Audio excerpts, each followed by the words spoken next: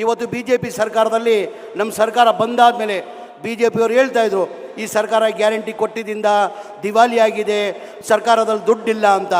ನಾನು ಭಾಳಷ್ಟು ಈ ವರ್ಷದಲ್ಲಿ ಹೇಳ್ತಾರೆ ನಿಮಗೆ, ಈ ವರ್ಷದಲ್ಲೇ ಭಾಳಷ್ಟು ಕಾರ್ಯಕ್ರಮ ನಾನು ಹೋಗಿರೋದು ಮಾನ್ಯ ಮುಖ್ಯಮಂತ್ರಿಗಳ ಜೊತೆ, ಉಪಮುಖ್ಯಮಂತ್ರಿಗಳ ಜೊತೆಯಲ್ಲಿ ನಾನು ಹೇಳ್ತೀನಿ. ಯಾವ ಅಭಿವೃದ್ಧಿ ಕೆಲಸಕ್ಕೆ, ಗುದ್ಲಿ ಪೂಜೆ ಕಾರ್ಯಕ್ರಮಕ್ಕೆ 19/7/2025 ದೇವನಹಳ್ಳಿಯಲ್ಲಿ ಮಾನ್ಯ ಮುನಿಯಪ್ಪ ಸಾಹೇಬರು ಕಾರ್ಯಕ್ರಮ ಮಾಡಿದರು.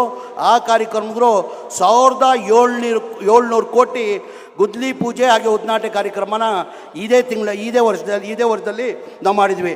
ಅದ್ರ ಜೊತೆಯಲ್ಲಿ ಕೊಪ್ಪಳದಲ್ಲಿ 6/10/2020 ಕೊಪ್ಪಳ ಜಿಲ್ಲೆಯಲ್ಲಿ 2578 ಕೋಟಿದು ಗುದ್ಲಿ ಪೂಜೆನ ನಮ್ಮ ಹೊಸ ಕಾರ್ಮಿಕರಿಗೆ ಗುದ್ಲಿ ಪೂಜೆನ ಮಾಡಿದ್ದೀವಿ. ಅದೇ ಥರ ಕೊಪ್ಪಳದ ಬಳ್ಳಾರಿಯಲ್ಲಿ ಸಂಡೂರಲ್ಲಿ ಒಂದೇ ತಾಲೂಕಲ್ಲಿ 1280 ಕೋಟಿದು ಗುದ್ಲಿ ಪೂಜೆನ ಮಾಡಿದ್ದೀವಿ.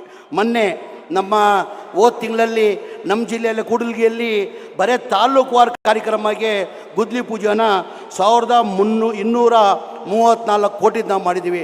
ಒಟ್ಟಾಗಿ ನಾನು ನೋಡ್ದಂಗೆ 5-6 ಜಿಲ್ಲೆಗೆ ನಾನು ಈ ತಿಂಗಳಲ್ಲಿ ನಾನು ಹೋಗಿದೆ. ಅಲ್ಲಿ ಒಟ್ಟಾಗಿ ನೋಡಿದ್ರೆ ಇವತ್ತು ಈ ಜಿಲ್ಲೆ ಚಿಕ್ಕಬಳ್ಳಾಪುರ ಜಿಲ್ಲೆ ಸೇರಿಕೊಂಡ್ರೆ ಕನಿಷ್ಠ 14,000 ಕೋಟಿದು ಕಾರ್ಯಕ್ರಮನ ನಮ್ಮ ಸರ್ಕಾರ ಮಾಡಿದೆ.